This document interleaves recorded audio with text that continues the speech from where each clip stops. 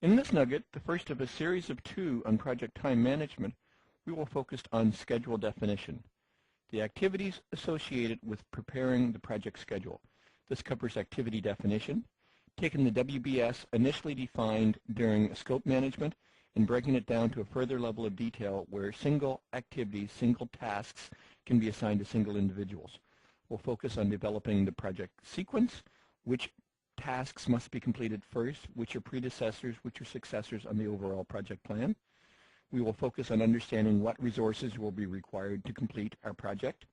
We will focus on the specific activity duration estimates. How long will it take to complete each component of our project schedule?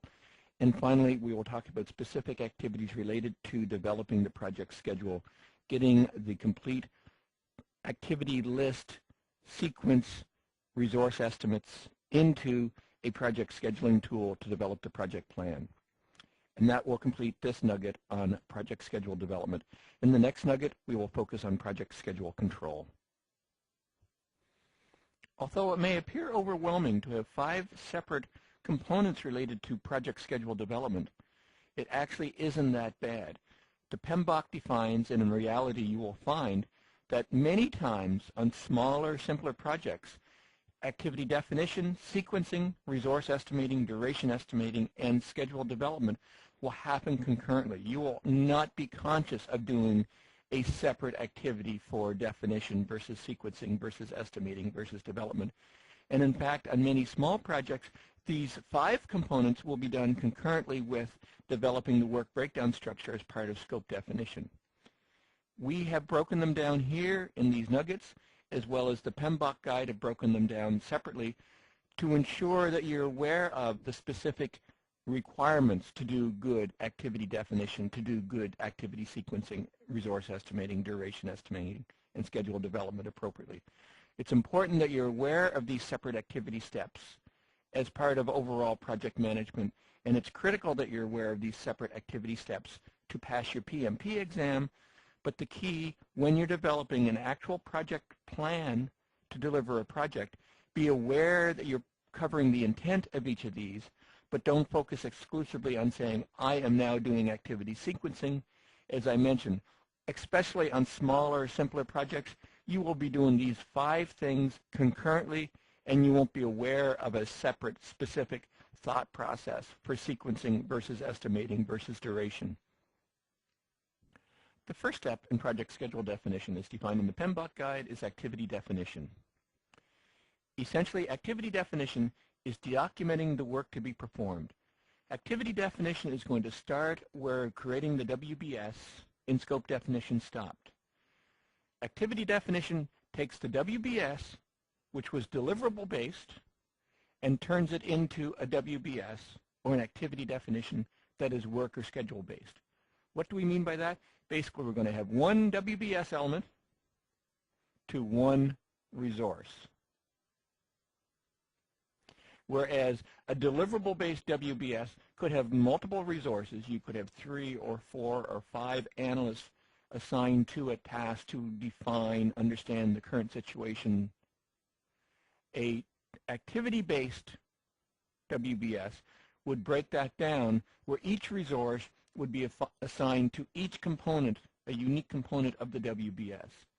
So effectively, activity definition is a further decomposition of the original WBS that you created during scope definition to document the specific work to be performed, where you're going to have one WBS element assigned to one resource. It's important that you take the work that is work or schedule based as opposed to the higher level deliverable based. As mentioned in the introduction to this nugget, this step may not be required, or this step may not be explicitly defined if, for instance, the deliverable-based WBS was refined at a sufficient level of detail that, in fact, the rule of one WBS element to one resource has already been applied. So again, don't get hung up on making sure that you're saying, oh, I am now focused on doing activity definition. Get focused on ensuring that you have one WBS element, a task, an activity in your work plan at a sufficient level of detail that the work will be completed by a single resource in a meaningful period of time. Now there is one exception to that, and that's when you consider the rolling wave planning process. So if we look at rolling wave planning, we have our overall project objective, where we're going to go through an analysis phase, a design phase, and a development phase. When we do the initial project plan development, we may only be doing the analysis phase at the detailed work level. So you have task 1, task 2, task 3, specifically defined using activity definition at the unit of work where you have the one resource to one WBS element. For the design phase, you may be able to get away with saying, here is deliverable 1, here's deliverable 2, here's deliverable 3. And at the development phase, you simply have a high-level definition that says development is going to be 100 person-hours of effort, or whatever the case is going to be. So in a rolling wave planning process, initially you develop the detailed activity definition for the immediate phase of the project you're going to undertake. You can leave the next phase out at a higher level of work definition at the deliverable WBS element, and subsequent farther out components for your work breakdown structure you can leave at a much higher level of definition. As analysis completes, you go in and you do your rolling wave application, where you then take the deliverable-based WBS for design and you start to define the WBS elements for it at the task 5, task 6, task 7 level related to deliverable 1, and subsequently for deliverable 2, deliverable 3.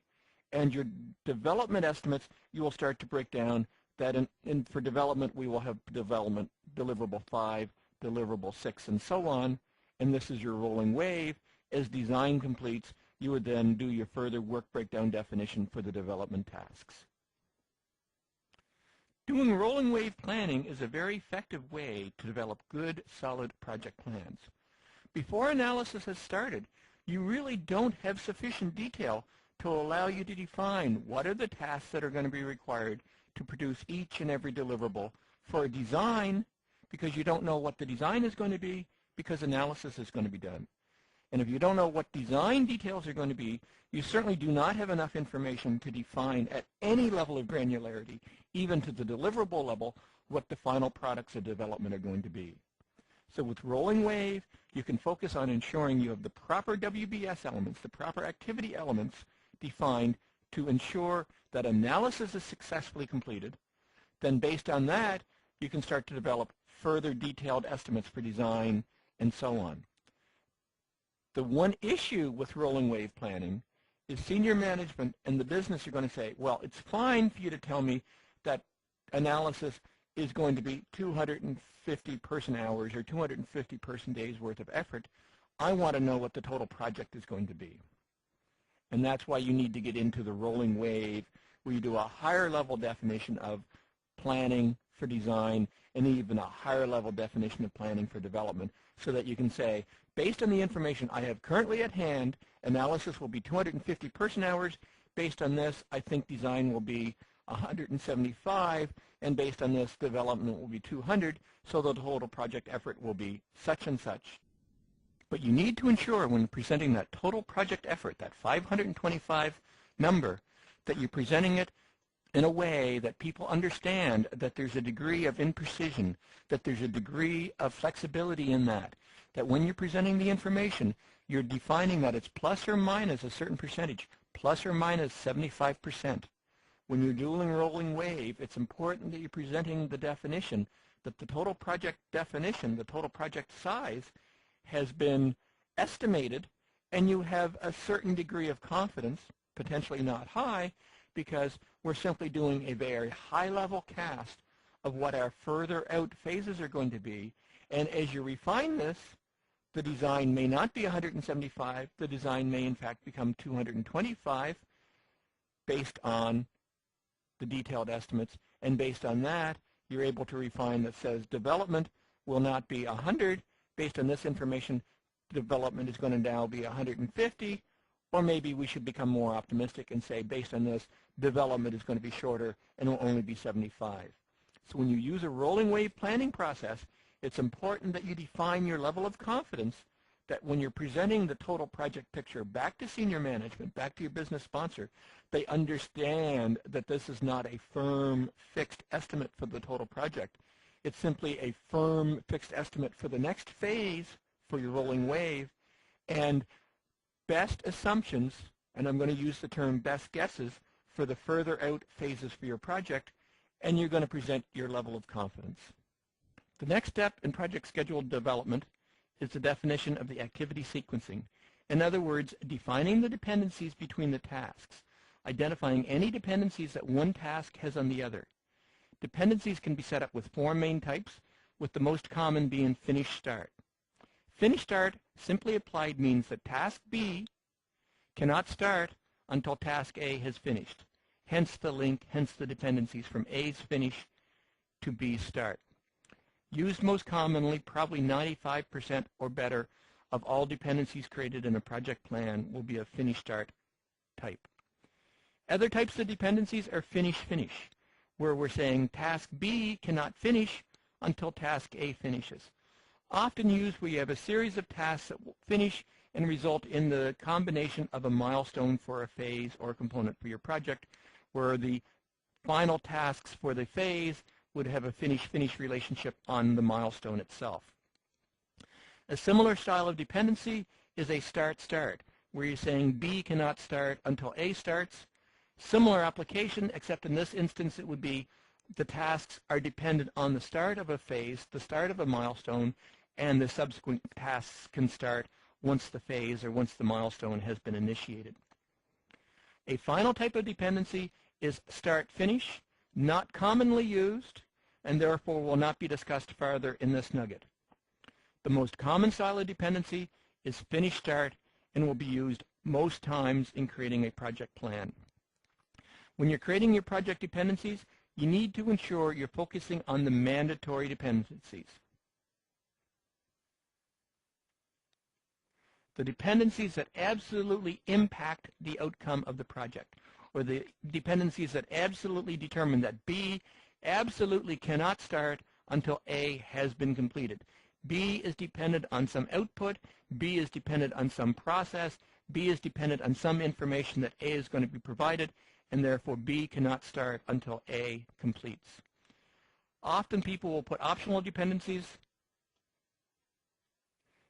into the project plan as well, simply saying, although it's not critical that B finishes before A, it would be ideal, or it would make more sense, or maybe B is being completed by the same resource as A, so therefore B shouldn't be started until A has completed that. Avoid, where possible, putting optional dependencies into your project plan. Optional dependencies simply create a more complex dependency diagram. Optional dependencies, as a result, therefore require more work by you to create the dependencies, and more importantly, optional dependencies add more complication and result in more effort to debug and to maintain the dependency plan for your project. So focus on the dependencies and absolutely define the mandatory dependencies into your project plan, whether a finish-start type, finish-finish type, or start-start type. A final aspect towards dependencies is you may want to put in leads or lags. And basically a lead or lag saying A and B are dependent on each other, but I have a lead of 2 days. So A is a predecessor to B, finish-start relationship, but I'm allowing B to start 2 days before A finishes, which means there's a lead on B being able to start early. A lag is just the opposite. A and a lag of 2 days, meaning that B cannot start until 2 days after A is completed. A is the completion of a deliverable, and the lag is the acceptance process for the deliverable to be accepted before B, the next activity, can be initiated. So work on the dependencies, ensure you have the right dependencies created for your project plan, and that only the mandatory dependencies are created will result in the simplest, easiest project dependency diagram for you to debug. What is the dependency diagram? There are two types of dependency diagrams. Activity on node is the most commonly used. is the type of dependency diagram that will be used by project scheduling software. And a second type of dependency diagram sometimes used, often in academic explanations of dependency process, is an activity on arrow. We will look at both of these dependency diagrams in just one moment. One comment on dependency diagrams and creating of dependency diagrams. As an active project manager delivering projects using a tool like Microsoft Project, which we'll be examining in part of this series, you do not need to create dependency diagrams. Your software will create the dependency diagrams for you. You simply define the dependency types, define that to your project software, and the project software itself will create the dependency diagrams. I've included the details of the dependency diagrams in this nugget, as it's important that you understand these dependency diagrams, how they work, as there will be questions for you on the PMP exam directly related to dependency diagrams. So let's have a look at the most common style of a dependency diagram, the activity on node.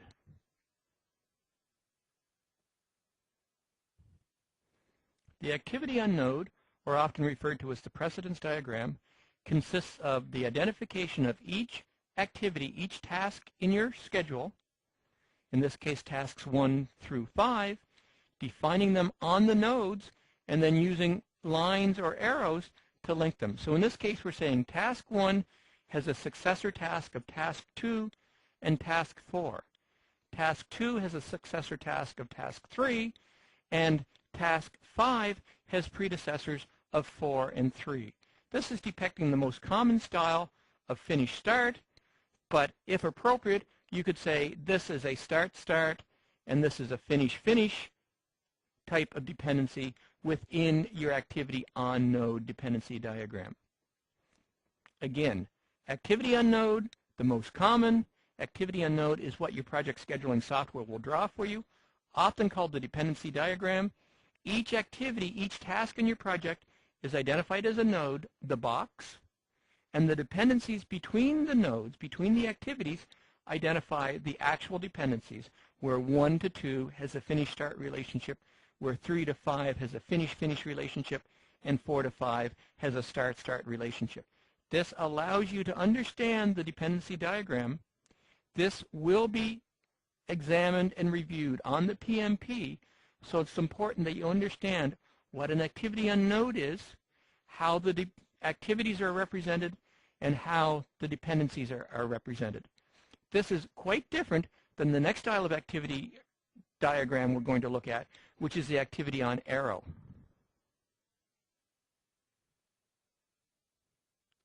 The activity on arrow dependency diagram, by contrast, puts the activities on the arrows. So in this case, again, we have activities 1 through 5. We see the activity on the arrow with these null nodes. There's no value, there's no information within the nodes. They're simply there to allow us to connect and create dependencies.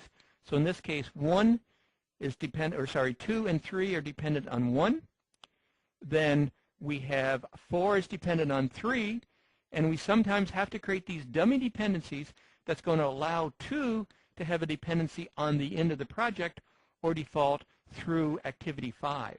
So the dotted line on an activity on arrow is referenced to as a dummy activity and is there to ensure that 2 has a relationship with the end of the project. Activity on arrow only represent finish to start style relationships. An activity on arrow has no capability of representing a finish-finish or a start-start relationship. The activities are on the arrow, dummy tasks are inserted, and the nodes are simply connection points that allow us to understand the relationship between activity 3 and activity 4, and in this case the dummy relationship to allow us to understand the relationship between activity 2 and activity 4 going through to activity 5. Again, it's important to understand the distinction between the activity on node and the activity on arrow, as this information will be on the PMP exam and you will be required to display understanding of these diagramming techniques. Although in practice you will never create manual diagrams, they will be created for you by your project scheduling software. The next step in schedule development is activity resource estimating. In other words, understanding what resources, the quantities of the resources, and when the resources are needed. When I think about activity resource estimating, I think of goods, I think of supplies, I think of materials. For example, let's take the example of building a home. So what resources? We're going to need 2x4 wood. We may need some 2x10 wood. We will need shingles. We will need drywall, etc., etc. These are the goods. These are the supplies, the materials. So this is the definition of what the resources are required. The quantities of resources, we can go to our blueprint, we can read our blueprint, and we can determine that we need 300 2x4s. We can read the blueprint, and we can determine that we need 150 2x10s. We can look at the blueprint and determine we need 5,000 shingles. We can look at the blueprint and determine that we need 175 sheets of drywall. So we're determining the quantities of the resources required. And finally, we determine when they're needed. Not when they're needed in terms of the calendar, but when they're needed in terms of the work breakdown structure. Which work breakdown structure elements? So it's construct the walls. It's construct the second floor. It's obviously put on the roof. And it's install drywall.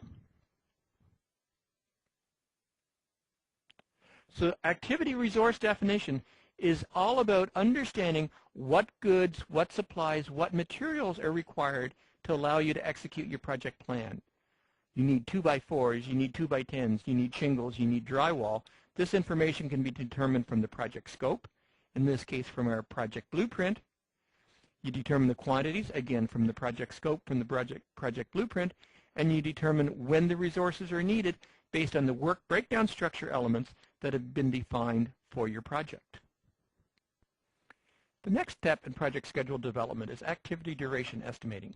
In other words, identifying the amount of work that is required to complete the project.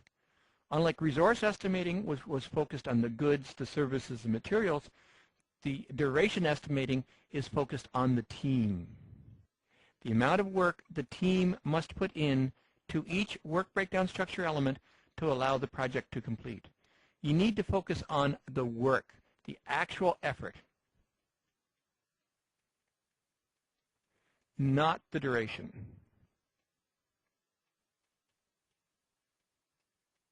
To define this, let's assume we have a work breakdown structure element that requires 40 hours of work. If you assume 40 hours of work is equivalent to a single work week, you may or may not be accurate. 40 hours of work may be completed faster than a work week or may take longer than a work week depending on how the team is assigned to the work breakdown structure element. If you assigned the 40-hour work element to a single resource, and that resource is full-time on your project, it will be completed in 1 week. But if you assign that 40-hour work breakdown structure element to 2 resources, it will be completed in 2.5 days. Or if you assign that 40 hours of work to someone who's only available to your project half-time, so you have a half of a resource, the work will not be completed for 2 weeks. So activity duration estimating is focused on identifying the amount of work required to complete the project elements, not the duration. If you focus on the work, it's 40 hours of focused work, and then assign the appropriate resources to the work breakdown structure element. Is it 1 resource? The project scheduling software will determine that task can be done in a week. Is it 2 resources? The software will determine that it can be done in 2.5 days. Or if it's only half of a resource, the software will determine that it's going to take a total of 2 weeks to complete the assignment. So that's what activity duration estimating is all about. Identifying the work, developing estimates for the work, not the duration, and letting the project software calculate the duration for you based on the availability of the resources to work on your project. In spite of what I just said about a single resource being assigned to that 40-hour task, being able to complete it in 1 week, that actually is not the case. Here I've made a very interesting statement where I say 40 hours does not equal 40 hours. Or in other words, you need to ensure you're assigning the tasks, you're developing the estimates based on actual resource availability. So you have a full-time resource, and your company works a 40-hour work week.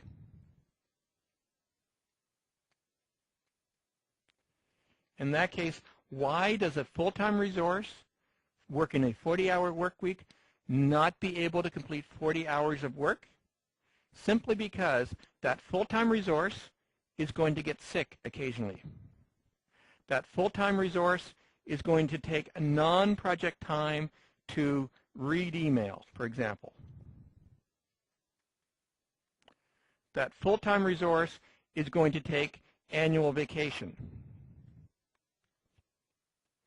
That full-time resource is going to attend departmental meetings.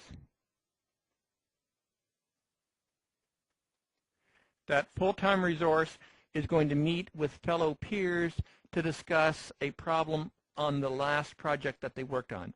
So even if it's a full-time resource assigned to no other responsibilities in your project, and that full-time resource is working a 40-hour work week, I would suggest that 40 hours is not available to work on your project. You need to factor in time over the 6 months or the 8 months or the 10 months or the 2 years that this full-time resource is going to be working on your project. They're going to get sick. They're going to take time every morning and every afternoon to read their email. They're going to take their annual 2 or 3 or 4 weeks of vacation allotted to them every year. They're going to attend departmental meetings. So 40 hours does not equal 40 hours. What's the right number? Does 40 hours equal 35? Does 40 hours equal 32 and a half? Does 40 hours equal 30? Unfortunately, I can't tell you what that right number is. That right number is going to depend on the length of your project. If it's a 2-week project, if it's a 4-week project, you probably will have minimal impact to sick time. Likely, hopefully, a 2-week, 4-week project, the resource will not get sick, and therefore the number is closer to 40. During that 2-week, 4-week window, the resource will probably take some time to read email, so therefore if it's not 40, it may be 39 or 38. If it's a 2-week, 4-week project, the resource will probably definitely not be taking vacation. And you may know there's no departmental meetings coming up during the duration of the time that resource is working on your project. So maybe a higher number, maybe 35 is the appropriate number for short assignments. But if the assignment is longer, if the resource is going to be on your project for 6 months or even 12 months, there's going to be some sick time. There will definitely be vacation time. There will probably almost definitely be departmental meetings. So what are these going to average out to? How much vacation time do you have to plan for? What is your company policy on sick time? Maybe 40 is closer to 32 and a half. Maybe 40 is closer to 30. You need to determine the likelihood of impact for things like sick time, for vacation, for departmental meetings, for other company responsibilities, and determine what an appropriate resource availability is going to be, and include that consideration when you're determining project estimates and when you're determining how resources are going to be assigned to your project. Because 40 hours of resource availability does not equal 40 hours of project work completed. A final component that must be addressed for resource estimating is the actual estimate yourself. How do you develop good, solid, realistic estimates? How do you know it's going to take 40 hours or 20 hours or 60 hours to complete a specific work breakdown structure assignment. I hate to say it, but sometimes estimating is a guess. It's a rolling of the dice. It's a random number. I don't suggest that's a good method, but sometimes it really is. It's never been done before. Projects are unique. Therefore, you have never undertaken a specific task like this. So maybe it's a guess. I hope it's not as random as rolling of the dice or generating of a random number, but sometimes estimating is purely guess. An estimate is an estimate. Hopefully your estimating can be a little more concrete than that. It may be analogous. It may be same as. The last time we did a project like this, or the last time I worked on a task like this, it took me 25 hours, so therefore, using this estimating technique, this project should also take 25 hours. It may be parameter driven. The last time we developed a X, it took us 6 hours, therefore we're developing 5 X's times 6 hours, so the estimate is going to be 30. So you may have a series of specific parameters based on units of predefined measure, and you simply multiply the number of parameters on that. But estimating is estimating. Whether it is a guess, and I hope you don't have to resort to that method very often, whether you're using some form of analogous same as estimating process, whether you're using some form of parameter-driven process, you want to ensure your estimates are as realistic as possible. Ideally, you would use multiple estimators. You would ask 2 or 3 or 4 people to say, go away and develop estimates for these work breakdown structure elements. Go away and develop estimates for this component for my project plan, and then come back and compare and rationalize and develop sound estimates based on the results from multiple estimators. Use an estimating technique such as multiple estimators is expensive in the amount of time and the amount of effort it requires to use multiple estimators. A technique often used in lieu of multiple estimators is a technique called the PERT. And PERT applies the principle of multiple estimators, and you simply develop multiple estimates. So you yourself or your estimator develop multiple estimates for each task. You develop a pessimistic, a optimistic, and a most likely. And then using the PERT formula, which is simply the pessimistic plus 4 times the most likely plus the optimistic, divide that by 6, will be your actual project estimate. So using the PERT technique, pessimistic. If everything was awful, if everything fell apart, if nothing worked on my project, it's going to take 10 days or 10 hours or 10 units to develop this work breakdown structure, to complete this work breakdown structure element. If this were an average project and everything went reasonably well, it would probably take me 6 hours, so it's 4 times 6. And if this were the perfect project, if I had absolutely no challenges, I could complete this in 5 hours. So you do that over 6. So it's 10 plus 24 plus 5 over 6, or 39 over 6. And I don't have the mental math in my head for 39 over 6, but the division of 39 divided by 6 would be the final estimate that you would use for your project based on the PERT technique. So estimating, they are guesses, but develop processes that you can develop good, solid, realistic estimates that will identify the work that is required to complete each and every element of your project work breakdown structure. The final step in project schedule development is the actual development of the schedule. It's taken the WBS elements that we've identified and worked on in this nugget. It's taken the dependencies that we've identified and worked on in this nugget, and it's taken the estimates and combining them together to create the project schedule. It's identifying when each unit of work will be completed based on the dependencies and the estimates and the resources assigned to the work breakdown structure element, and developing the schedule. You do this using software. Using a product like Microsoft Project, which we'll be demoing later in this series, you will take the information, plug it into your software, and the software itself will develop the schedule. It sounds easy. It is relatively easy.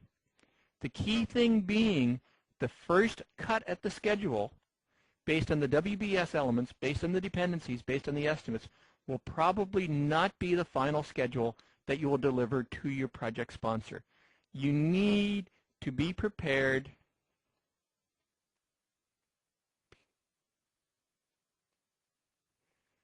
to reiterate. Developing a good project schedule requires many iterations. 2, 3, 4 iterations will be required to develop a good project schedule. You will look at the dependencies, you will change the dependencies. You will look at the estimates to determine if the estimates are realistic. You will look at the resource assignments to determine if different resources can be assigned to different work breakdown structure elements to deliver a schedule that is more aggressive, to deliver a schedule that is more resource balanced. You need to be prepared to iterate to develop the final schedule, which will then be presented to your project sponsor. This concludes our first of 2 nuggets on project time management. In this nugget, we looked at activity definition, understanding the work breakdown structure elements that are required for the unit of work that's going to be required to complete all project activities.